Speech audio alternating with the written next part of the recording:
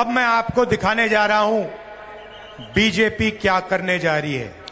ಈಗ ನಾನು ನಿಮಗೆ ಹೇಳಲಿಕ್ಕೆ ಹೊರಟಿದ್ದೀನಿ ಬಿಜೆಪಿ ಏನ್ ಮಾಡೋಕೆ ಹೊರಟಿದೆ ಅಂತ। भारतीय चंबू पार्टी भारतीय चंबू पार्टी नरेंद्र मोदी जी की पार्टी। ಭಾರತೀಯ ಚೊಂಬು ಪಾರ್ಟಿ ನರೇಂದ್ರ ಮೋದಿ ಅವರದ್ದು ಚೊಂಬು ಪಾರ್ಟಿ ನಿಮಗೆ ಚೊಂಬು ಕೊಟ್ಟಿದ್ದಾರೆ। खाली खाली चंबू ಖಾಲಿ ಚೊಂಬು ಕೊಟ್ಟಿದ್ದಾರೆ ನಿಮಗೆ। ये चुनाव लोकतंत्र को और संविधान को बचाने का चुनाव है। ಈ ಚುನಾವಣೆ ಲೋಕತಂತ್ರವನ್ನ ಮತ್ತು ಸಂವಿಧಾನವನ್ನ ರಕ್ಷಣೆ ಮಾಡೋದಕ್ಕಾಗಿ ನಡೀತಾ ಇರುವಂತಹ ಚುನಾವಣೆ। पहली बार बीजेपी ने देश को साफ बताया है, उनके नेताओं ने बताया है कि अगर वो ये चुनाव जीतेंगे तो संविधान को बदल देंगे, खत्म कर देंगे। ಇದೇ ಮೊದಲನೇ ಬಾರಿಗೆ ಬಿಜೆಪಿಯವರು ಮತ್ತು ಅದರ ನಾಯಕರುಗಳು ಮತ್ತೆ ಅವರಿಗೆ ಅಧಿಕಾರವನ್ನ ಕೊಟ್ಟರೆ ಸಂವಿಧಾನವನ್ನ ಬದಲಾಯಿಸ್ತೀವಿ, ಸಂವಿಧಾನವನ್ನ ಮುಗಿಸ್ತೀವಿ ಎನ್ನುವ ಮಾತುಗಳನ್ನು ಆಡಿದ್ದಾರೆ। देश की जनता को संविधान अधिकार देता है, आरक्षण देता है। ದೇಶದ ಜನತೆಗೆ ಸಂವಿಧಾನ ಅಧಿಕಾರವನ್ನ ಕೊಡುತ್ತೆ, ಸಂವಿಧಾನ ರಕ್ಷಣೆಯನ್ನ ಕೊಡುತ್ತೆ।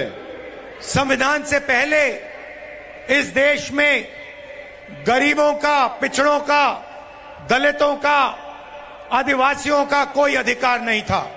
ಸಂವಿಧಾನ ಬರೋದಕ್ಕಿಂತ ಮುಂಚೆ ಈ ದೇಶದಲ್ಲಿ ಹಿಂದುಳಿದ ವರ್ಗದವರಿಗೆ, ದಲಿತರಿಗೆ, ಆದಿವಾಸಿಗಳಿಗೆ, ದುರ್ಬಲರಿಗೆ ಯಾವ ಅಧಿಕಾರವೂ ಕೂಡ ಇರಲಿಲ್ಲ।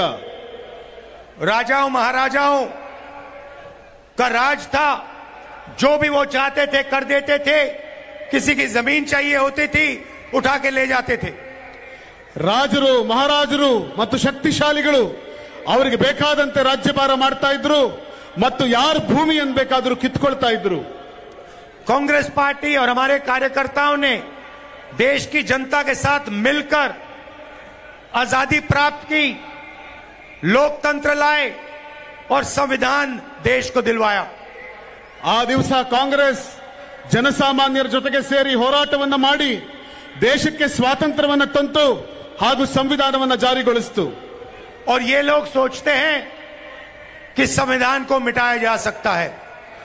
ಇವರು ಆಲೋಚನೆ ಮಾಡ್ತಾ ಇದ್ದಾರೆ ಸಂವಿಧಾನವನ್ನ ತೆಗೆದು ಹಾಕಬಹುದು ಅಂತ। मैं देश की गरीब जनता को कहना चाहता हूं, दलितों को, आदिवासियों को, पिछड़ों को, माइनॉरिटीज को, कि ऐसी कोई शक्ति दुनिया में नहीं है जो हिंदुस्तान के संविधान को मिटा सकती है।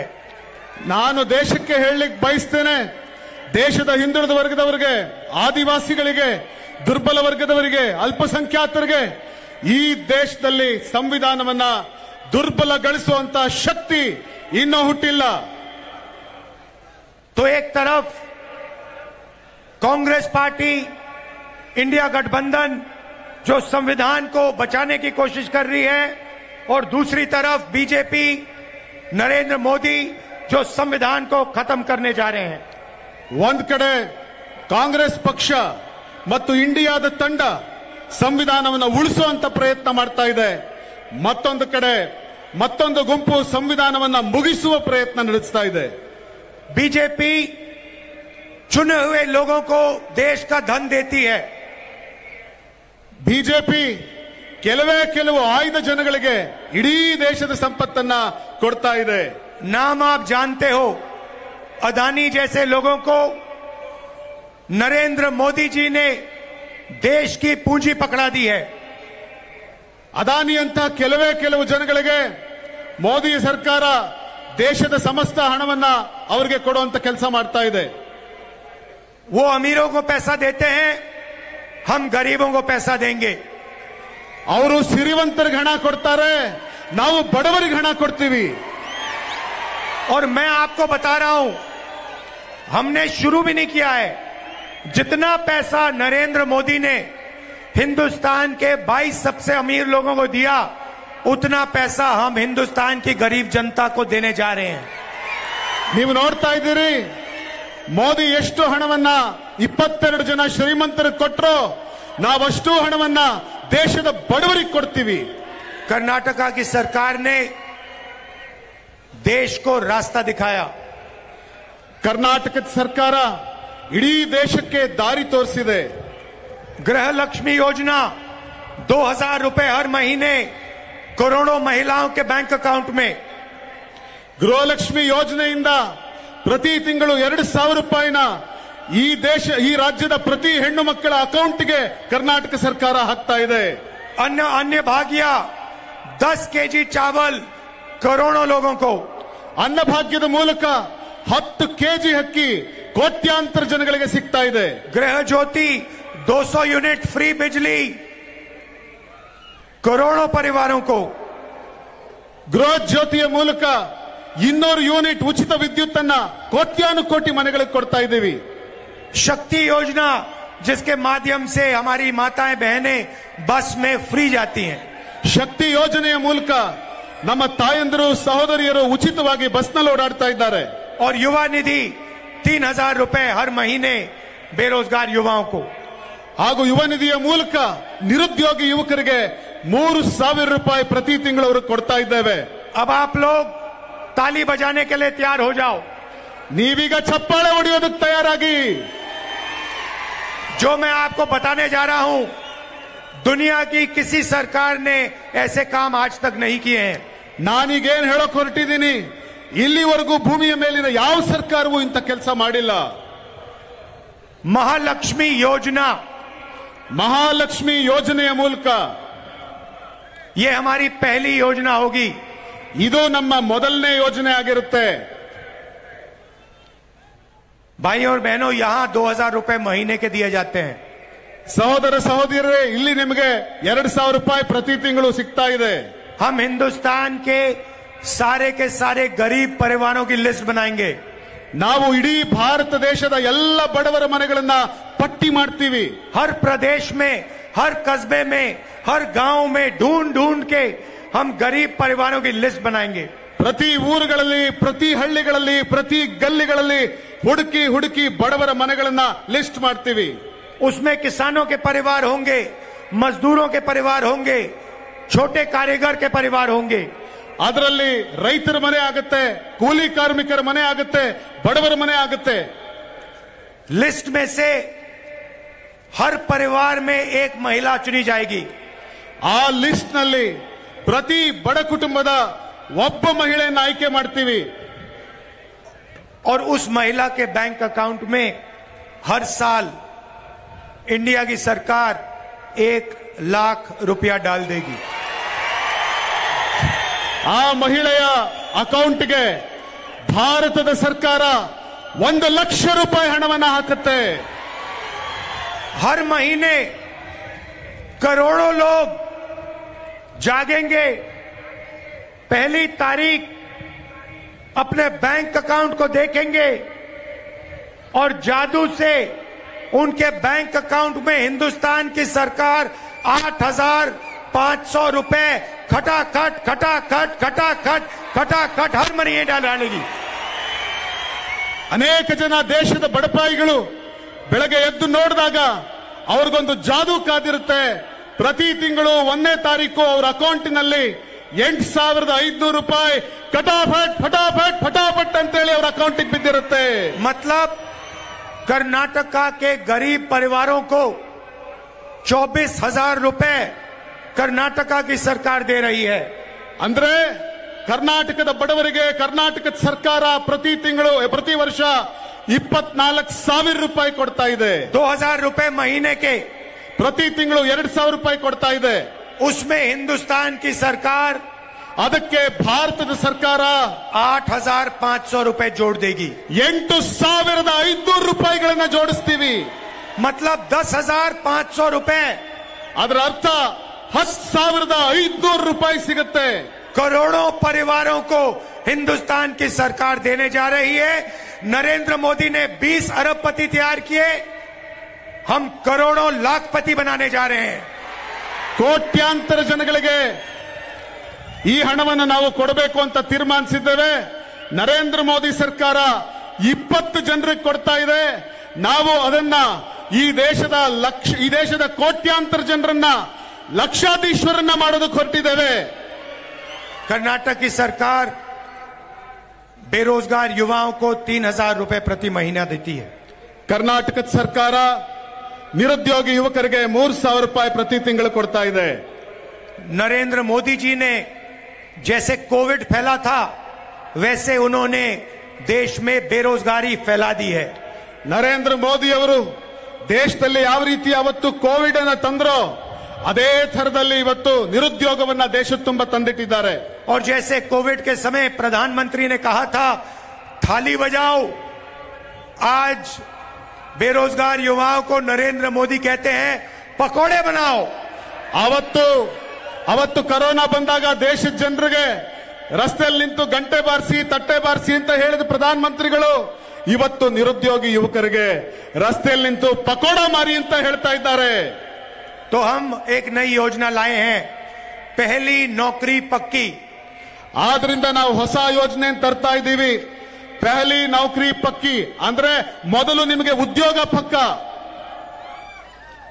हिंदुस्तान के बेरोजगार ग्रेजुएट्स को हमारी सरकार एक अधिकार देने जा रही है.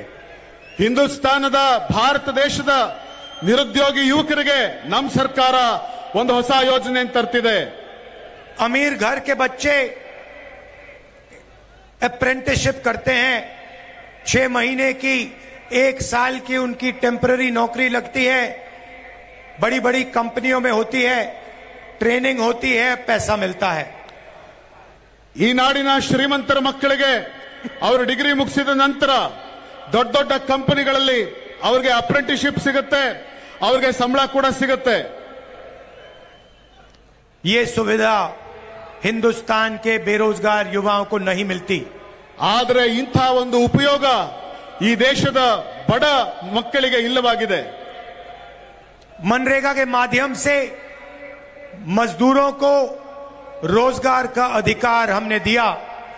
अब हम हिंदुस्तान के सारे ग्रेजुएट्स को अप्रेंटिसशिप का अधिकार देने जा रहे हैं.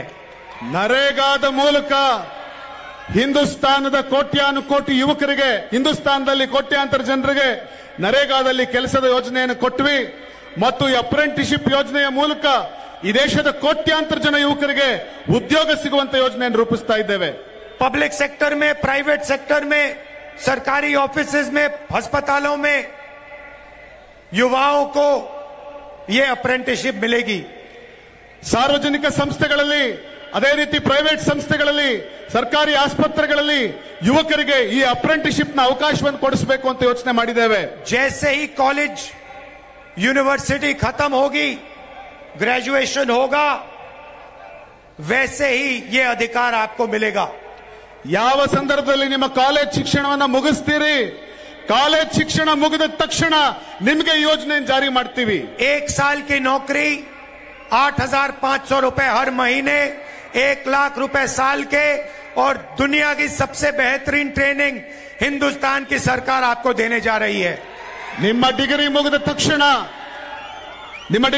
ತಕ್ಷಣ 1 ವರ್ಷ ನಿಮಗೆ ಕೆಲಸ ಕೊಡ್ತೇವೆ. 8,500 ರೂಪಾಯಿ ನಿಮ್ಮ ಅಕೌಂಟಿಗೆ ಬರೋ ತರ ಮಾಡ್ತೇವೆ. ಮಾತ್ರ ಅಲ್ಲ, 1 ವರ್ಷಕ್ಕೆ 1 ಲಕ್ಷ ಹಣ ಯುವಕರಿಗೆ ಸಿಗೋ ತರ ಮಾಡ್ತೇವೆ. तो लाखों युवाओं को, करोड़ों युवाओं को हम लाखपति बना रहे हैं, करोड़ों महिलाओं को हम लाखपति बना रहे हैं. ನಾವು ಈ ದೇಶದ ಕೋಟ್ಯಾಂತರ ಜನ ಯುವಕರನ್ನ ಲಕ್ಷಾಧೀಶ್ವರನ್ನ ಮಾಡೋದಕ್ಕೆ ಹೊರಟಿದ್ದೇವೆ.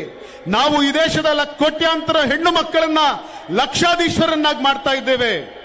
आशा और आंगनवाड़ी का काम जो करती हैं महिलाएं, उनकी आमदनी को दुगना किया जाएगा. ಆಶಾ ಮತ್ತು ಅಂಗನವಾಡಿಯಲ್ಲಿ ಕೆಲಸ ಮಾಡ್ತಾ ಇರುವಂತಹ ಹೆಣ್ಣು ಮಕ್ಕಳಿಗೆ ಬರ್ತಿರುವ ಆದಾಯವನ್ನ ದ್ವಿಗುಣ ಮಾಡ್ತೀವಿ. मनरेगा के लिए 400 रुपए मिलेगा. ಮನ್ರೇಗಾ ಕೆಲಸದಲ್ಲಿ ಕೆಲಸ ಮಾಡುವ ಕೆಲಸಗಾರರಿಗೆ 400 ರೂಪಾಯಿ ಸಿಗೋ ತರ ಮಾಡ್ತೀವಿ. और सरकारी ऑफिसेज में, पब्लिक सेक्टर में महिलाओं को 50% आरक्षण मिलेगा. ಸರ್ಕಾರಿ ಕಚೇರಿಗಳಲ್ಲಿ ಮತ್ತು ಅನೇಕ ಕಚೇರಿಗಳಲ್ಲಿ ಮಹಿಳೆಯರಿಗೆ 50% ರಿಸರ್ವೇಶನ್ ಸಿಗೋ ತರ ಮಾಡ್ತೇವೆ. तो ये सब हम कर्नाटक के लिए और बाकी प्रदेशों के लिए करने जा रहे हैं. ಇದೆಲ್ಲವನ್ನು ಕೂಡ ನಾವು ಕರ್ನಾಟಕಕ್ಕಾಗಿ ಹಾಗೂ ಬೇರೆ ಪ್ರದೇಶಗಳಿಗಾಗಿ ಮಾಡ್ತಾ ಇದ್ದೇವೆ. अब मैंने आपको बताया कि कांग्रेस पार्टी आपके लिए क्या करने जा रही है.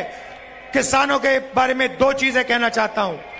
ನಾನೀಗ ನಿಮಗೆ ಕಾಂಗ್ರೆಸ್ ಪಾರ್ಟಿ ಏನ್ ಮಾಡಕ್ ಹೊರಟಿದೆ ಅಂತ ಹೇಳಿದೆ, ಹಾಗೆ ನಾವು ರೈತರಿಗಾಗಿ ಏನ್ ಮಾಡಬೇಕು ಅಂತಿದ್ದೀವಿ ಅದನ್ನು ಹೇಳ್ತೇನೆ. यहाँ पे हमारे किसान भाई बहुत सारे दिख रहे हैं. ನನ್ನ ಕಣ್ಣು ಮುಂದೆ ಅನೇಕ ಜನ ರೈತರು ಕಾಣಿಸ್ತಾ ಇದ್ದಾರೆ. नरेंद्र मोदी ने अरबपतियों का 16 लाख करोड़ रुपए कर्जा माफ किया. मतलब 25 साल का मनरेगा का पैसा नरेंद्र मोदी ने 20-25 लोगों को दिया है. ನರೇಂದ್ರ ಮೋದಿ ಅವರು ಕೇವಲ 20 ಜನಗಳ 25 ಜನಗಳ 16 ಲಕ್ಷ ಕೋಟಿ ಹಣವನ್ನ ಸಾಲವನ್ನ ಮನ್ನಾ ಮಾಡಿದ್ರು. ಆ ಮೂಲಕ ಅವರು ಈ ದೇಶಕ್ಕೆ ಅನ್ಯಾಯವನ್ನು ಮಾಡಿದ್ರು. इसीलिए हमारी सरकार हिंदुस्तान के सारे किसानों का कर्जा माफ करने जा रही है. ಆದ್ರಿಂದ ನಮ್ಮ ಸರ್ಕಾರ ಅಧಿಕಾರಕ್ಕೆ ಬಂದ ಕೂಡಲೇ ಈ ದೇಶದ ಎಲ್ಲಾ ರೈತರ ಸಾಲವನ್ನ ಮನ್ನಾ ಮಾಡಬೇಕು ಅಂತ ತೀರ್ಮಾನ ಮಾಡಿದ್ದೇವೆ. और आपको किसानों को सही दाम दिलवाने के लिए लीगली गारंटीड एमएसपी मिलेगी. ರೈತರಿಗೆ ತಾವು ಬೆಳೆದಂತ ಬೆಳೆಗಳಿಗೆ ಸರಿಯಾದ ಬೆಲೆ ಸಿಗಬೇಕು ಅನ್ನೋ ಕಾರಣಕ್ಕೋಸ್ಕರ ನ್ಯಾಯಯುತವಾದಂತ ಎಂಎಸ್ಪಿ ಅನ್ನು ಕೂಡ ಜಾರಿ ಮಾಡ್ತೇವೆ. तो ये हम किसानों के लिए कर रहे हैं, मजदूरों के लिए कर रहे हैं, बेरोजगार युवाओं के लिए कर रहे हैं, ಇದನ್ನೆಲ್ಲ ನಾವು महिलाओं के लिए कर रहे हैं. ಇದನ್ನೆಲ್ಲವನ್ನು ಕೂಡ ನಾವು ರೈತರಿಗಾಗಿ ಮಾಡ್ತಾ ಇದ್ದೀವಿ, ಕಾರ್ಮಿಕರಿಗಾಗಿ ಮಾಡ್ತಾ ಇದ್ದೀವಿ, ನಿರುದ್ಯೋಗಿ ಯುವಕರಿಗಾಗಿ ಮಾಡ್ತಾ ಇದ್ದೀವಿ, ಮಹಿಳೆಯರಿಗಾಗಿ ಮಾಡ್ತಾ ಇದ್ದೀವಿ.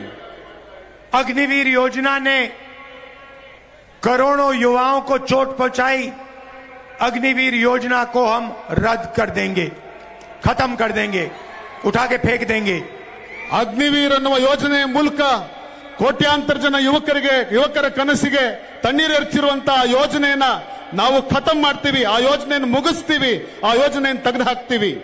और ये जो गलत जीएसटी बीजेपी ने लागू की है, 5 अलग अलग टैक्स, किसानों पर टैक्स, गरीबों पर टैक्स, जीएसटी को हम बदल देंगे, सिंपल जीएसटी बना देंगे, गरीबों की जीएसटी बना देंगे. ಇವತ್ತು ಈ ಜಿಎಸ್ಟಿಯನ್ನ ಜಾರಿಗೊಳಿಸೋದ್ರ ಮೂಲಕ 5 ರೀತಿಯ ವಿವಿಧ ಜಿಎಸ್ಟಿಗಳನ್ನ ಹಾಕಿ, ರೈತರ ಮೇಲೆ ಜಿಎಸ್ಟಿ, ಬಡವರ ಮೇಲೆ ಜಿಎಸ್ಟಿ ಹಾಕಿ ಏನಿವರು ಸುಲಿಗೆ ಮಾಡ್ತಾ ಇದ್ದಾರೆ, ನಾವಿದನ್ನ ಸರಳ ಮಾಡ್ತೀವಿ. ಈ ಜಿಎಸ್ಟಿನ ಮತ್ತಷ್ಟು ಸರಳಗೊಳಿಸಿ ರೈತರ ಬದುಕನ್ನ, ಬಡವರ ಬದುಕನ್ನ ಹಸನಾಗಿಸ್ತೇವೆ. अब कांग्रेस पार्टी क्या करने जा रही है, मैंने आपको बताया. ಕಾಂಗ್ರೆಸ್ ಸರ್ಕಾರ, ಕಾಂಗ್ರೆಸ್ ಪಕ್ಷ ಏನ್ ಮಾಡಕ್ ಹೊರಟಿದೆ ಅಂತ ನಾನು ನಿಮ್ಗೆ ಹೇಳಿದೆ. अब मैं आपको दिखाने जा रहा हूं बीजेपी क्या करने जा रही है. ಈಗ ನಾನು ನಿಮಗೆ ಹೇಳಲಿಕ್ಕೆ ಹೊರಟಿದ್ದೀನಿ ಬಿಜೆಪಿ ಏನ್ ಮಾಡಕ್ ಹೊರಟಿದೆ ಅಂತ. भारतीय चंबू पार्टी, भारतीय चंबू पार्टी नरेंद्र मोदी जी की पार्टी. ಭಾರತೀಯ ಚೊಂಬು ಪಾರ್ಟಿ ನರೇಂದ್ರ ಮೋದಿ ಅವರದ್ದು ಚೊಂಬು ಪಾರ್ಟಿ ನಿಮಗೆ ಚೊಂಬು ಕೊಟ್ಟಿದ್ದಾರೆ. खाली खाली चंबू, ಖಾಲಿ ಚೊಂಬು ಕೊಟ್ಟಿದ್ದಾರೆ ನಿಮಗೆ. कर्नाटक का 100 रुपए देता है हिंदुस्तान को, आपको 13 रुपए वापस मिलते हैं. ಕರ್ನಾಟಕ ದೇಶಕ್ಕೆ 100 ರೂಪಾಯಿ ಕೊಟ್ರೆ ನಮಗೆ ವಾಪಸ್ ಬರೀ 13 ರೂಪಾಯಿ ಸಿಗ್ತಾ ಇದೆ ನಿಮಗೆ. ड्राउट रिलीफ के लिए आपको 18,000 करोड़ रुपए देना था, खाली चंबू दिया. ಬರ ಪರಿಹಾರಕ್ಕೋಸ್ಕರ ನಿಮಗೆ 18,000 ಕೋಟಿ ಕೊಡಬೇಕಾಗಿತ್ತು, ಆದ್ರೆ ಅವರು ಕೊಟ್ಟಿದ್ದು ಖಾಲಿ ಚೊಂಬು. फाइनेंस कमीशन 60,000 करोड़ रुपए नहीं दिए. ಫೈನಾನ್ಸ್ ಕಮಿಷನ್ 7,000 ಕೋಟಿ ಕೊಡಲಿಲ್ಲ. सिर्फ खाली चंबू, भारतीय चंबू पार्टी ನಿಮಗೆ ಕೊಟ್ಟಿದ್ದು ಖಾಲಿ ಚೊಂಬು, ಅದು ಭಾರತೀಯ ಚೊಂಬು ಪಾರ್ಟಿ. तो भाइयों और बहनों, कांग्रेस पार्टी का पूरा समर्थन कीजिए। ಸಹೋದರ ಸಹೋದರಿಯರೇ, ಹೀಗಾಗಿ ನಾನು ನಿಮ್ಮನ್ನು ಕೇಳ್ಕೊತಾ ಇದ್ದೀನಿ, ಕಾಂಗ್ರೆಸ್ ಪಾರ್ಟಿಗೆ ಶಕ್ತಿ ಕೊಡಿ. और आखिरी बात मैं बेल्लारी को कहना चाहता हूं, ನಾನು ಮತ್ತೆ ಬಳ್ಳಾರಿಯ ಜನತೆನ ಕೇಳಬೇಕು ಅಂತ ಬಯಸ್ತೀನಿ. मैं यहां आया था, चुनाव में मैंने आपसे कहा था कि हम 5 गारंटी देंगे, वो हमने पूरी कर दी. ನಾನು ಮುಂಚೆ ಬಂದಿದ್ದಾಗ ನಿಮ್ಮ ಮುಂದೆ ನಿಂತು ನಾವು 5 ಗ್ಯಾರಂಟಿ ಕೊಡ್ತೀವಿ ಅನ್ನೋ ಭರವಸೆಯನ್ನು ಕೊಟ್ಟಿದ್ದೆ. ಆ ಗ್ಯಾರಂಟಿಯನ್ನ ನಿಮಗೆ ಪೂರ್ಣ ಮಾಡಿದ್ದೇವೆ. मैं जो कहता हूं मैं करके दिखा देता हूं. ನಾನು ಏನು ಹೇಳ್ತೀನಿ ಅದನ್ನ ಮಾಡೇ ಮಾಡ್ತೀನಿ. मैंने बेल्लारी से एक और वायदा किया था. ನಾನು ಬಳ್ಳಾರಿಯಲ್ಲಿ ನಿಮ್ಗೆ ಇನ್ನೊಂದು ಮಾತು ಕೊಟ್ಟಿದ್ದೆ.